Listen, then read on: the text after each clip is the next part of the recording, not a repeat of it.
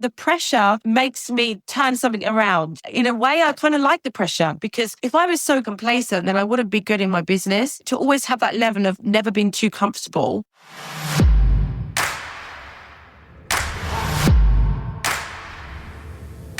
Welcome to the Millionaire University Podcast. I'm your host, Brien Gearin, back in the saddle with you today. And on this edition of the new pod, I'm joined by Siobhan Copland. She is the founder of Cupid in the City and Project 143, where she coaches and matches busy professionals looking for long-term partnerships. Siobhan, welcome to the show. Thank you so much for having me. We're going to be talking about all sorts of things today. The area of your expertise, which is very interesting to a lot of us, but also being a mother of three, being an entrepreneur, always wanting to make sure that you have the time for your children and your family, being able to work from home, maintaining that title of working mom, but having fun doing it. So we've got a lot to cover today. We're going to dive into that in a minute. But first, I'd love for you to give us your origin story. How did you get into being an entrepreneur, and what led you to starting and running Cupid in the City and Project 143? Yeah, thank you. So my entrepreneurial journey started about 15 years ago. So at that time, I was doing a few different things. I've always been the sort of person who's got my hands in a few pies. So I've never been like just got one job. I've always kind of got a job and then some other thing that I was doing. And usually the other thing would be unpaid. It would just be something that I almost do on a voluntary basis. So for example, I was writing for this online magazine and I was going to all these glamorous celebrity launch parties and writing reviews of the events and their fragrance launches or fashion shows and things like that. So I was just doing it because I loved it and I got lots of great goodie bags. And so I didn't necessarily need the payment, but I thought maybe I would be a journalist. So that was something I thought about doing. And then I actually lived out in the Middle East. I lived in Dubai for almost 3 years. And when I came back from there, I was working in a sales position out there in the events industry. I was approached by a friend of mine that's a comedian here in the UK, and he said he was looking for a PA. So I knew it wasn't going to pay me enough for me to just do that full time. I still needed to find a full-time job, but I was doing that on the side. So I was helping get him comedy bookings and also running this show that we did in London every week. So that was really fun. And I got to meet all the big stars, Kevin Hart and Chris Rock and all these interesting people and inspiring people. And it was actually him who said to me that he realized a lot of people that came to our weekly Sunday comedy show were single. So he said, why don't you run a singles night at this same venue that we've got? We've got a good relationship with the venue. I'm sure they'd let you have it to do like a speed dating event. He said, have you heard about speed dating? And I think that was quite new then. And I just thought that sounded fun. So I did. I put on a charity speed dating night because it was, I never know if I pronounce it right, but is it that Haiti or Haiti? The country. Oh. Haiti. You know, there was that big devastation there. And so it was about raising money to help people in the country. Haiti, the country. Yes. Gotcha. Yeah, Okay. exactly. Gotcha. So that was the thing that I did it for. I thought I'd do it as a charity fundraiser for them. And everyone really enjoyed it. We actually got lots of matches from that night. So the expectation was that I'd start running it as a regular night. So I did. And it was, again, as with anything I've pursued, it's never been about the money first. It's been about the fun first. So I started in that and was having lots of fun with it. But it was when I was getting made redundant from my full-time job. And I think they would have just sacked me because I was really bad at being an office manager, basically. But they liked me as a person, so they didn't really want to sack me. They very, kindly said to me, we're going to have to let you go, we're cutting back cost. But the owners of that business, it was an architect firm, said to me, Siobhan, and it stuck with me for life, don't go and get another job. And I was like, well, what do you mean? I've got bills to pay. I need to get another job. They said, you're an entrepreneur. You've got a business. You need to go and do that. And that just really stuck with me. And I was like, you know what, they're right. I've never really wanted to work for anyone. I've always wanted to have my own business. And I have started doing these events. Maybe I do have an opportunity to build this up and make it into something more. So that's kind of where it started. Okay. So that's where kind of your expertise in matchmaking started playing it. Right. Exactly. Yeah. Sort of just getting thrown in the deep end of needing to do a bit more, getting people together. Well, how great to have your former employer tell you, don't go get another job. We can already tell you're an entrepreneur. That's really cool. Not everybody it was. Yeah. And you know what? They actually offered to invest in me. And I said, oh, no, I don't want any money from you. But you should have taken it actually. And I was like, Wow. Okay. So tell us about that transition then from being let go from your full-time job, being told you ought to start your own business. What were your next steps? Did you jump right in? Were you scared? What did that look like? Yeah, I was scared. The thing is, I'd actually moved back in with my mum for when I came back from Dubai, because I needed to sort of start over again. Things happen where I did have money that was saved and that kind of disappeared very quickly or whatever. So I was like, okay, back at my mum's for a bit, which wasn't great. When you want to be, you've lived in another country, you're all independent, you're now like, oh, back at my mum's feeling like a kid again. But I remember her, from the age of 16, she's always said to me, you've got to pay your way. You're not going to stay in here for free. It's like, fine. So she was expecting some money from me, not a huge amount. But I remember testing out and getting my first matchmaking client and saying, I'll look for someone for you and it's going to cost you £95 per month for me to look. And, that was an easy sign up, right? At the time, I thought, oh, great. Someone's going to pay me £100 practically a month to find them a date. Like, brilliant. And I remember getting this whiteboard, sticking it up in my bedroom at my mum's and writing it down and going, right, if I can get 10 of these people that pay me £95 a month, then great. I can pay my mum some money and I might even be able to move back out again. So I was that was my goal. I gave myself a month to get 10 clients who would pay me £95 a month. And I did. And I was quite pleased with that. I thought, brilliant. I more or less almost replaced the salary that I was getting at the last place because I was making about, £20,000 a year. It wasn't a really high salary. And it sort of gave me that little bit of faith to go, I could make the same money that I was doing there by getting 10 clients. So that was I've always been quite target driven, working in sales. And so that's where it sort of started. And I think my mum was quite surprised that I was able to do that quite quickly. But I did still take on some temping jobs, like office receptionists and jobs like that while I was still building it up. And I used those jobs as an opportunity to network and actually get matches for my clients because I was working in, these big stockbrokers and, nice places with lots of men. And I had mainly women as clients. So I thought, great, best of both worlds. So you were kind of like, what was that Will Smith movie? Were you like Hitch?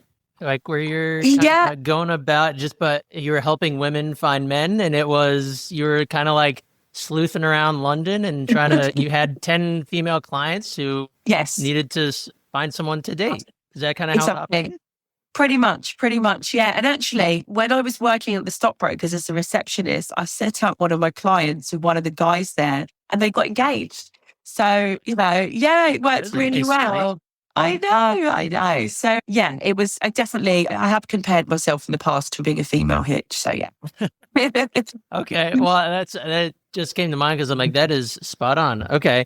So how did you go about finding clients? Were you utilizing your inner circle? Did you go out and network? How did that all start out for you?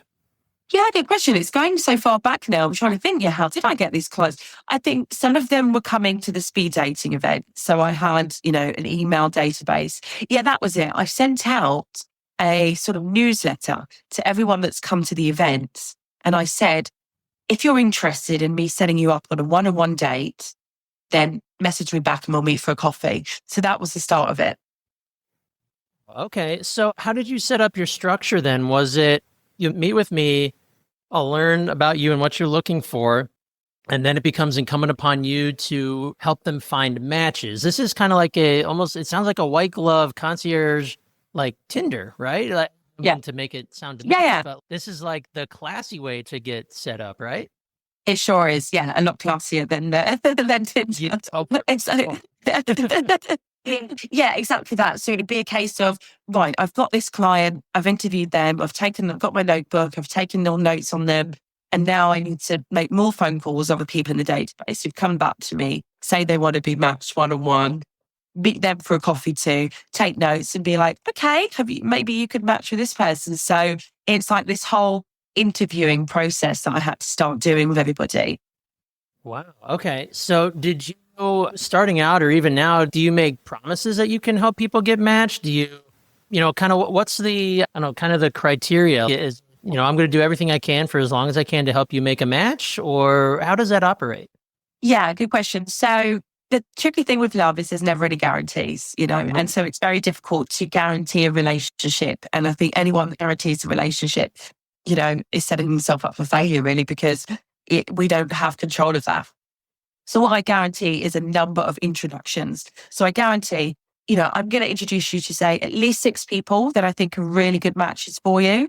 And usually the period of time is a year. But I would say some matchmakers, or many actually, will just give a number and be like, right, we've introduced you to 6 people. Sorry, we couldn't help you. And I think, that's really not fair because, if I was taking a matchmaking membership out, I'd want to feel like you're going to kind of stick with me until I do get matched, kind of however long it takes. And obviously, the shorter amount of time, the better. But it is a process. And that's why the coaching comes into it, because a lot of the time people come and they're not necessarily, they think they want a relationship and they do, but they're not quite ready. So, people may still be healing from their childhood. They may still be trying to get over an ex, and they might have certain ideas about what makes a match for them. They may not even understand their own values. So for me, it's about really getting to know them, but not just getting to know them, but revealing themselves to themselves through that process. So they really come out of this going, I know myself better because of this process, right? And helping them with their confidence, helping them with their styling, with their presentation, with, the way that they ask questions on a date and, all of these things. And that doesn't necessarily happen magically in a week or two. That may take months. It may take a year. And I think when they're ready, I know they're really ready. And these dates are kind of sometimes practice for them to kind of see if they can get better at dating. And then eventually, it starts to click. And, because the whole time I'm introduced into high quality people. And that goes without saying, they're going to meet people who are of a certain caliber. And that's another reason why they come to me, because these are ambitious, driven, professional, accomplished people. They want someone who they feel is a good match for them lifestyle wise as well, Yeah. Well, and I feel like it's been a long time since I dated, but I didn't even realize it. But back in college, it was a process of elimination, right? You date someone and then you kind of realize, oh, there's no future with this. Or there's differences we've discovered after being together for however long that it's like, Right. yeah, it may be time to part ways, right? But now I know about myself what I didn't know prior, whatever that might be, a preference I have or just a personality trait that I have that maybe I didn't even think that I had before, right? But it comes out and relationships bring it out of you. So is it part of your job to help explain to them and help them understand that you, like you said, you might not even be ready to date right now, but we're going to find out. Exactly. And I think it's so important also to be sometimes to say no to people. There was someone that called me the other day, and I get people to open up very easily on these calls. And of course, she came in very much with this confident front. I'm a corporate lawyer. Everybody tells me I'm really attractive. I'm educated, my family this and my family that. And I'm very secure and blah, blah, blah, blah, blah. But when I got further into the conversation with her, and then I started asking her about a recent relationship, and, we really talked about everything that led up to the breakup and everything she's been through in that relationship, she started breaking down in tears. And you could tell that she was absolutely not in a really strong place emotionally right now to be getting into another relationship. But it's almost like taking me on as her matchmaker was a bit of a knee-jerk reaction to the hurt that she's experiencing through this breakup. And she's telling herself, I've got to move on, I've got to move on. So let me just go and get a matchmaker who's going to just find me somebody better who's ready. And I said to her afterwards, she said to me, oh, I don't know if I've got the money right now. I'm going to have to ask my mum to sell some of our family gold or something. And I was like, no. I was like, this is not the time for you to be hiring me. First of all, you haven't even tried the apps. Why don't you give that a go for a little while? If you're not financially in the position and you need to ask family for money, that makes me feel really uncomfortable. And I think, you've still got a way to go before you sort of pass this heartbreak that you've been going through. And she straight away was like, oh, that's really sage advice, but can you still meet me? And I've agreed I'm still going to meet her. But if I'm honest, I don't think I may take her on as a client because I don't think she's ready. I might take her on as a coaching client, but not as a matchmaking client where she's expecting me to be sending her out straight away. Yeah. Yeah. Okay. So you mentioned, sounds like there's kind of two pieces of the business. I want to talk more about how your business operates, and we know about who you serve and how you serve them, but how do you do this? So is it you coach from home? Is it all virtual? Do you have clients across England or across the world? Kind of fill us in on more of the operational side of your business. Sure. So yes, it's mainly a virtual business in that, I have a headhunter who works with me. So she's the one who finds all the men and the women for me to interview as potential matches for clients. So that works really well. It's not one of my strengths is headhunting, I must admit. I'm very good at talking to people, interviewing them, finding a match, but having to find the people, I find quite a painful task. So I've got someone that does that for me. And I mainly have these calls on Zoom.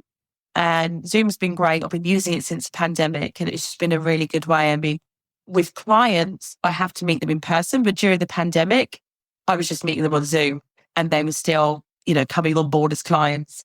So that's the beauty of what we're doing right now. It's all virtual, but I do still meet people in person. For example, when they have their photo shoot, I'll come along and I'll style them for the shoot. I'll be there to support them. We will sit down and have a coffee or have a lunch before they come on board as a client, because it's important that I really see how they come across in person as well.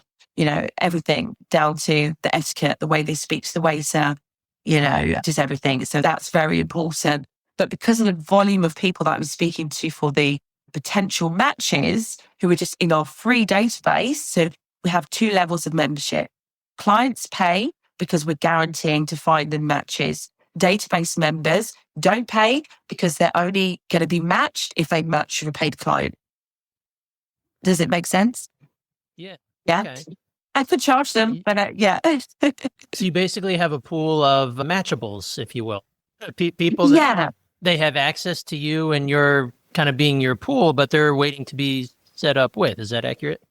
Yeah, exactly. And I say to those that are in the database that there's no guarantee that you'll ever hear from us again. It's only dependent on today on this call. If I've identified you could match a client and you want to meet them, but I'll go and recommend. But if there's no one out of, say, the 40 people that I'm looking to match at the moment that could be a match for you, then I'll contact you as and when the client might be a match, but there's no guarantee. You come along to our event. So that's another part of the business. We do events quite regularly where people could just buy a ticket, come along and meet each other that way as well. Okay. So is your business still mostly local to London to make this operate, or are you? Yes. Yeah. Okay. So, I'm in Essex, just outside of London, but it's very much a London focused agency because it's such a big city with so many professionals. We're kept busy enough just focusing on this area. Right. I was going to say, with obviously the virtual advent, you could help people elsewhere, but London's such a large area. You dominate London, right? Okay. So how do you, I guess maybe this is part of your headhunter's job, is bring people into the database. And I guess my question is, how do you compete with the big dating apps that are out there today? How do they understand to find you or to come to you as opposed to using the apps, or perhaps they do both? Yeah, absolutely. So I think the thing with the apps is it's very time consuming. So my clients are very kind of, cash rich, time poor, let's say. And I think that for them, the idea of having to be swiping for their future husband or wife, not knowing whether that person is actually a genuine profile, an active profile, whether they've got enough information about themselves for them to ascertain whether they're, suitable and aligned value-wise. It's just like, I guess, looking for a job on what we used to have, like monster.com. I don't know if you have a similar job searching kind of app, and it's so soul destroying sometimes, just having to keep searching, sending off your CV. And if you had a recruitment consultant that's calling you up and telling you, look, these are positions that I think you'd be good for, and you just sit back and you wait to hear from the recruiter, much more of an easier process, right, towards getting into a new role and being consulted on that process. So I think for us, we're very much like recruitment agents, but for love. So it's about, that we're consulting them for the process. Every time I've got a match, I'm calling them up, I'm having conversation with them about it. They can ask any questions. I can go back to that person and ask any questions that I may not have already got covered in that profile. So before they've even seen that person, I've already painted a picture in their mind. This person sounds like a good match for them.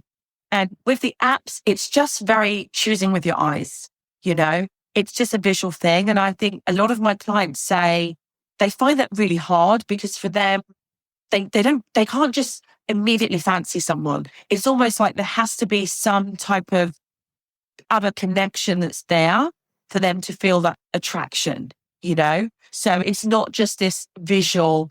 I get men are visual. So you're going to see a picture of a woman, you're straight away going to know whether you find her attractive or not, right? And particularly for the women, it's very hard because it's, men are not very good at taking pictures anyway. So it's very hard to pick men with my pictures on an app. It's like, I need to know what kind of guy he is, right? So they want someone to make sure that they're vetting these people. And that's the reason why they look to a matchmaker, because they want that vetting side done rather than having to try to vet people out themselves through the apps, if that makes sense. Yeah, that's got to be such a relief when you know that the date you're being set up on has been vetted.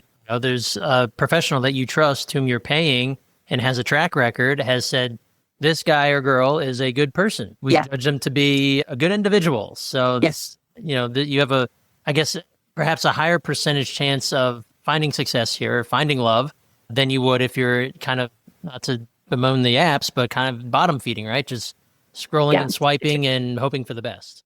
Right. And also people don't enjoy this messaging back and forth thing. When you don't know someone, having to do all that messaging, even just getting to the point. I know a lot of ladies would be like, this guy's been messaging me for over a week and he still hasn't asked me out, whereas with us, it's like, right, you're meeting him. He's going to message you now. It's going to arrange a date. That's that. There's no chit chat. It's literally, hey, got your number from Siobhan. When are you free? And they love that. They love it. The idea we just get straight to the date. That's so funny. I tried to set my younger sister up on a date and I had to tell the guy, dude, just quit texting her and just ask her out. Like no chit chat. Just ask her on a date. Right. Like you both have expectations of going on a blind date here. It's okay. Exactly. There you go. You're doing matchmaking yourself. I'm trying. Yeah. All right. So I kind of want to talk about the independence that your entrepreneurship journey has given you. I know, as you said, being a mother of 3 and wanting to be home with your kids and home with your family to a much greater degree than if you were working a regular 9 to 5. So kind of help me understand what was the driving force behind that and what is it like being a working mom of 3, entrepreneur, running a business, having responsibility in so many different places? Yeah. So I think, I always knew before I became a mother, that was the type of lifestyle that I wanted, was to be independent financially, because that's really important to me. I've always been really ambitious and always wanted to do well financially. I guess sort of coming from not having much money, I know how difficult that is. And I was like, I don't want to have that life. I know that I don't want to be, struggling for money. And I always thought, working for someone and having to keep asking for a pay rise. It's like, for me, it's like begging, I don't want to ask anyone for a pay rise. I kind of just want someone to come to me and be like, you're doing great, here's a pay rise. But I just see so often, particularly as women, we're very shy about asking for that pay rise. And it can take so long to just increase your earnings. And through working in sales, what I loved about that was the uncapped commission and being able to sort of be in control of how much money I earned. And I thought the next thing towards working in sales is just to have my own business, because then I kind of get to be in control to some degree of how much money I can earn. And having children, I just thought there's just no way I wanted to put my daughter into 40-hour-a-week childcare so I could go to work, pay all that childcare and be hardly left with anything. So I think it's really hard to do that, to sort of, even for 2 working parents, to kind of say, we're both going out to work and we're going to put most of our money into the child being taken care of. I knew I wanted to be close and spend that time. I didn't really take maternity leave when I had my first daughter. I just sort of carried on working because I already had a business, which meant I can kind of pick and choose when I work. If I want to block out my calendar for 4 hours of that day, I can, because it's my own business, right? If someone wants to have a call with me, I'll tell them when I'm free, So I just thought, for me, it's also like that independence of time.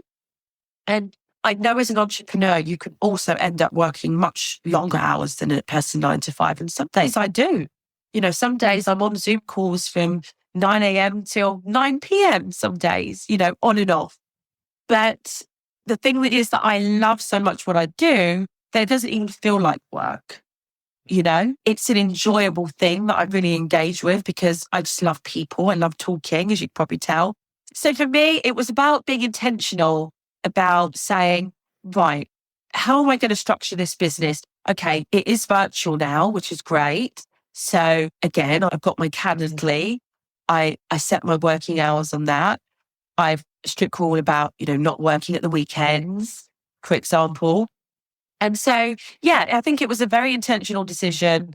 And thankfully, I've got a really supportive partner who's, right now out on the school run while we're doing this, right? So and he's an entrepreneur too. So it's been great. He wasn't an entrepreneur when we first got together, but it's been great that he's seen the lifestyle that I've been able to create for myself, being an entrepreneur, and was actually inspired by that and decided that he wanted to do the same and, be more present for the children. That's awesome. What does your husband do? So he's got a food truck business. He has a taco truck, which is very kind of American, isn't it? Yeah, it is. Very cool. Well, see, you inspired him to go out into the entrepreneurship world too. And it's the best. And I love that you made the point that, when you're an entrepreneur, when you put in your lumps, it doesn't happen overnight, the classic 10-year overnight success, right? Yeah. But when you get to that unlock stage of your business where it's, there's a medical expense comes up, or we want to take this vacation, we want to do this trip with our kids, we want to do something special, and it costs $3,000 or $5,000 or $1,000, $500, whatever it is, you have the opportunity to be like, it's covered. I can do that because you know what? I have the ability to pay myself a bit more this month because we had a great month, the business is healthy, and why not, right? Absolutely. It's such an absolute game changer, and that only happens through entrepreneurship and through ownership. And I think so many people who are capable of entrepreneurship don't realize that, or maybe they realize it, but they feel it's so far away from them that it's not worth working towards. And obviously you are a fantastic example of when you put your nose to the grindstone and you start the business and you go about it the right way, it can be absolutely life-changing. Yeah, it really can. And I think it's so important as well for me. I've been collaborating a lot with other matchmakers, other people in the business. And I think it can be very lonely when you're doing a business, because I was a solo entrepreneur for a long time. I've seen now I have a small team working with me, but doing it all on your own is so difficult. And, as I say, now that my partner's an entrepreneur, he understands the struggles a lot more. He understands the obsession.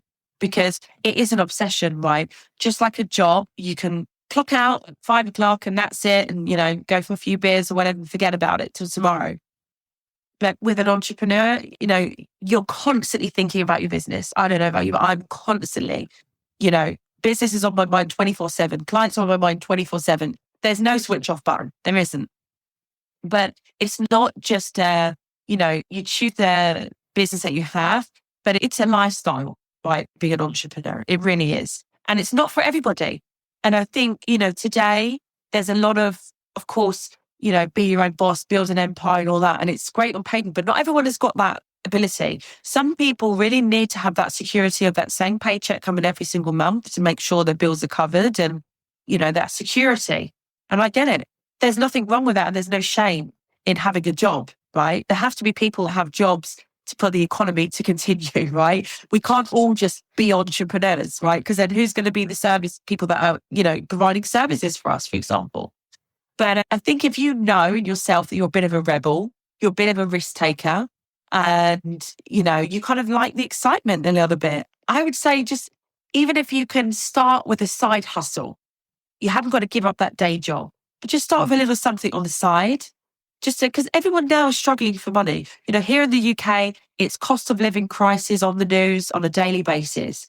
And most people are saying they're struggling to keep the lights on, with their job. Even, again, 2-income household struggling. So I think everyone should think about having a little bit of an entrepreneurial thing going on, just so that you can also have that little bit more financial security, because it's very hard to find that in a job these days. Absolutely. Did you ever have those nights where you're Maybe the business, maybe at the onset, it was a little slow or you lost a couple clients and your revenue dipped and you're just looking at the ceiling. You're like, well, I guess tomorrow I better go get some more. It didn't have that like the bottom's falling out, feeling. And I'm talking to when you said being an entrepreneur is like being a rebel, where it's like, well, that didn't go well today, but you know what? I've got tomorrow and I'm going to go figure it out. As opposed to, I think a lot of people would be like crushed by, oh my gosh, like the world is ending. I can't do this. As opposed to, I'm going to figure that out. It might take a minute, but I'm going to figure that out. Right. One of my best friends said to me, Siobhan, you amaze me that every time your back is against the wall, the bills are due, this is due, this is due. Somehow you pull it out the bag. It's like, how do you do this every time? And I said, I don't know. It's just something in me that it's like the pressure makes me just turn something around, And actually, in a way, I kind of like the pressure, right? Because I work better in that way. If I was so comfortable and complacent, then I wouldn't be good in my business. To always have that level of never being too comfortable, right? And as I say, it can be all month. There's nothing in, but it gets towards the end of the month. I know bills are coming in. Suddenly, I've got 3 new clients, and that's just how it goes. And it's always like that, even till now, in 15 years, it kind of could be like that. And there have been moments, honestly, where I've said, oh, maybe I should go and get a job, but I know that I wouldn't last 5 minutes in a job now. Yeah, no, I'm the same way. There's no going back. I always told people when I was starting my business, I'm burning the boats. The bridges are torched. No going back. Whatever happens, I will have to make it work. One way or another, it's got to work. That's it. And that's, right. That's the attitude. That's why you're in a long-term relationship and marriage, right? Because you're that type of person that says, whatever problems come up, we're making this work. We're sticking in, we're all getting down and sticking in together. And I think, again, that's such a great attitude for anyone that wants to get married. So many people today don't have that mentality of no matter how rough it gets, like it's ride or die. You know what I mean? And I'm that kind of person. I'm very much like, no, we're in this till the end, no matter what. Well, and it's, I'm a firm believer in the only way you can actually fail is if you, right? Failure is learning and quitting is failing, in my opinion. And it's the same as you applied it to relationships, not to conflate that with, there are entrepreneurial endeavors or relationships that do need to be quit, right? Because they aren't a good match. And it's smart for you to understand that and to quit that. And maybe you consider that a failure, but now you've learned what not to do or who not to date or who not to marry, right? Or what type of business to not start because it's a bad one, right? Yeah. So you learn, but if you just flat out quit, whatever your endeavor is, then that's the only way you fail is if you quit. 100%. It runs both ways. Yeah. And that's such a good point. And I was thinking exactly the same, like knowing when to quit is important too. Because, we've seen so many people who are just, really burying themselves into the ground, trying to make a business work that is just not even aligned with them. And again, I think it comes down to being purpose-driven, knowing why you're doing that thing. If you're just doing it for the money, the chances are it's not going to work for you, right? But if there's a bigger why behind it, I feel like then if your why is big enough, then there's a reason and there's a way for you to continue on that journey. So shifting it back towards your business a little bit, when you started scaling and realizing that you were onto something and that this was a legit business that could make you a fantastic living, what were the next steps that you took to continue growing your business, to continue scaling? Did that look like adding in more consulting clients? Was it running more events? What was kind of that catalyst point for you? To be honest, I think for me, it's putting the prices up. I am still on that journey, right, to putting the prices up because in my business, people can charge anything from $1,000 to, I was sat down with another matchmaker at a matchmakers conference the other day. He said that she and another one of the matchmakers there had been charging up to £300,000 for the same service. And so my mind was, my mind was pretty blown because I'm obviously not charging anywhere near that. But it just goes to show me the scale, right, of what I can charge as an expert in this field, having done it for 15 years now. Hypothetically, I could go and say my rate's £50,000 or £100,000. And I'm not there yet. But I think that, as I said at the start, I was charging £100 a month. I'm not charging that anymore, right? So it's kind of, as my fiance said, it's a bit like Jerry Maguire, where it's, say, less clients, more, what was the phrase now? It's from a Jerry Maguire film. Do you know the Jerry Maguire film? Show me the money. show me the money. But it was like, there was a strategy that you took, right? Where it was almost like less clients, but more of a focus on the relationship, right? And I think that for a period of time when you're trying to grow your business, you want to get as many clients as you can possibly get. And for me, that becomes very draining, taking on lots of clients and just having so many people wanting access to you all the time. Right now, obviously, I have a limit to the number of clients I'll take on, but that's because I've put my price up to a point where I can comfortably say I'm not taking on any more clients for now. And I think it's different to be a female entrepreneur than it is to be a male entrepreneur. And I've also learned to be more in my feminine energy with it. And since I have been more in my feminine energy and not kind of being pushy with the business, working in a more balanced way, it's actually benefited me much more. And I get a lot more referrals into my business now. So that's just been a great thing, when people have had a success with the service and they then want to refer their friends or even family members to me, which has been incredible. So yeah, it's sort of putting the price up because you now see your value. You now see that your experience is such where not everybody has access to you. Do you maintain a wait list? Yes, but I don't advertise it. So it will be more a case of, if, for example, somebody comes to me and they're exactly like a number of clients that I'm looking for at the moment, and I'm looking for men just what they're looking for already, then fine, you can come in. But if you're looking for something that's very different than the current searches that I'm running, then it would be a case of saying, A, I just don't have enough people for you in the database, but maybe I'll give you a call when maybe we do have more. Or B, it might just be, I can't actually help you at all. So it's at my discretion, to be honest, if that makes sense. Yeah. I guess how many clients at one time do you maintain? 40 is the maximum amount that I'll take on. So I'm pretty much there at the moment. Yeah. Okay. Very cool. Yeah. Well, there's nothing better than having the ability to maintain a wait list, or like you said, an unadvertised wait list, because that's like, it's a spigot for your business. And a client is hopefully successful and, they get married off or they found their mate. You'd be like, hey, I've got one more spot to fill. And you can go to this list and say, hey, guy or gal, come on in. The spot's open if you want it. And if not, if they're fine, go to the next person. That's the best type of business you can have. Yeah, absolutely. And I think actually people do like the idea that they're, like private members clubs, for example, that exclusivity, knowing that it's not easy to get in. I think there's something to be said about that. The people like that feeling of, okay, it's not been easy to get in, but now I'm in, and it's kind of, it's a good sales tactic actually. Absolutely. How much are events a part of your business? Do you run like monthly or consistent events in your area? And then, because like you can work all day long to match your 40 with the right people, but maybe is it, and correct me if I'm wrong, is it sometimes as easy as running an event and maybe a few people who you didn't think might even match up might start talking and start dating? That would be ideal, wouldn't it? That would be absolutely fantastic. Yeah, just come to the event. There you go. You're off now. Yeah, unfortunately, it never seems to work that way. Again, all of the clients don't tend to come to the event. So I'll probably get 3 or 4 clients that actually come to the event. And then the database members often don't come to the events either. So it's usually like new people coming through, which I don't know why they don't, because I've got a good enough database to just fill up the events. But we always need to kind of, advertise it on Eventbrite or whatever. The events are good. I mean, for me, I went through a period of time where I didn't want to do any events because I was like, especially say speed dating, you've got to get the same amount of women, the same amount of men, and you'll get women coming in groups, but to get the men there is really challenging. So I got quite put off because I was like, why am I stressing myself over these £20 ticket events when I can charge premium for the matchmaking one-on-one service?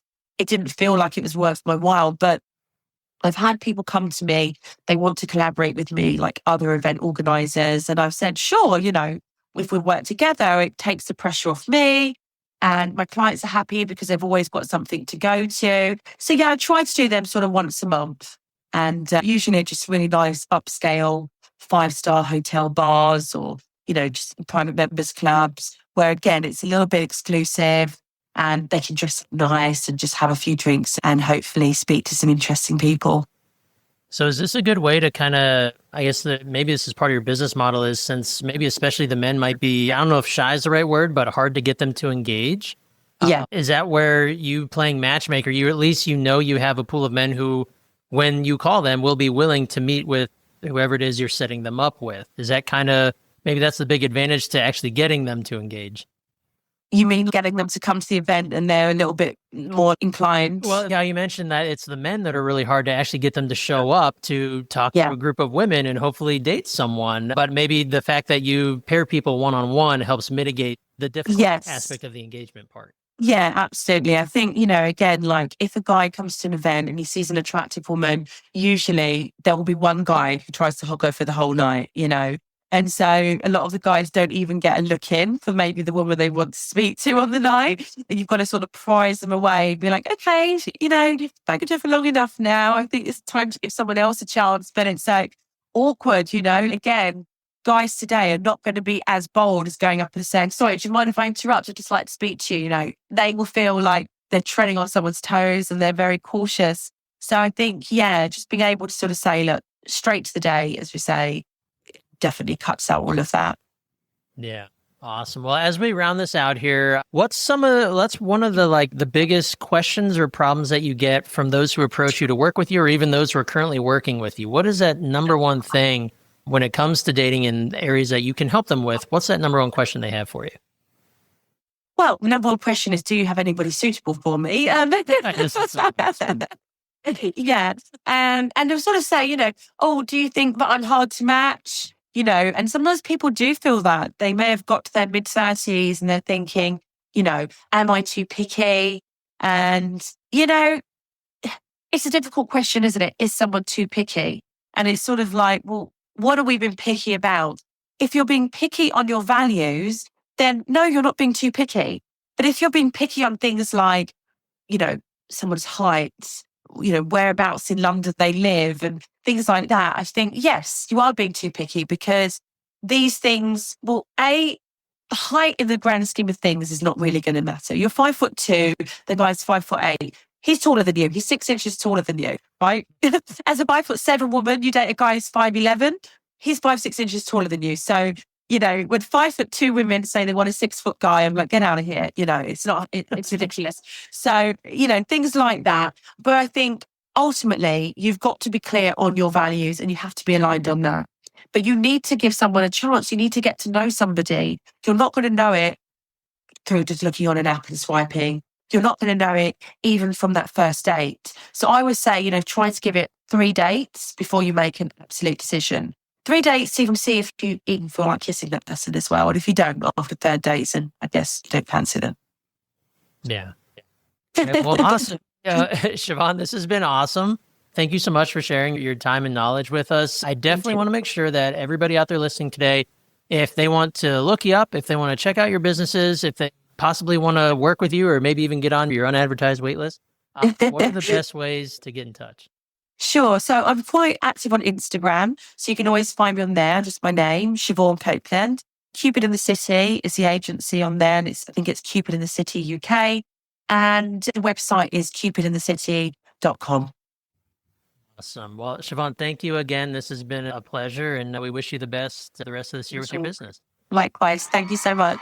And that's a wrap for this episode of the Millionaire University podcast. Thanks again to Siobhan for joining us and sharing all about her awesome and unique business, being a matchmaker, a female Hitch, if you will, but also telling us all the great things about entrepreneurship and being able to work from home, have a family, do all the things you want to do, and have a dream business as well.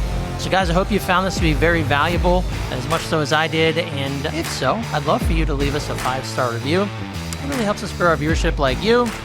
And if you really, really enjoyed it, why don't you go ahead and share this episode with someone in your network who would enjoy it too. All right, guys, that's it for me. Brien Gearin signing off. I can't wait to catch you in the next episode of the Millionaire University podcast. And until then, if you haven't started your business yet, what the heck are you waiting for? We'll see you next time.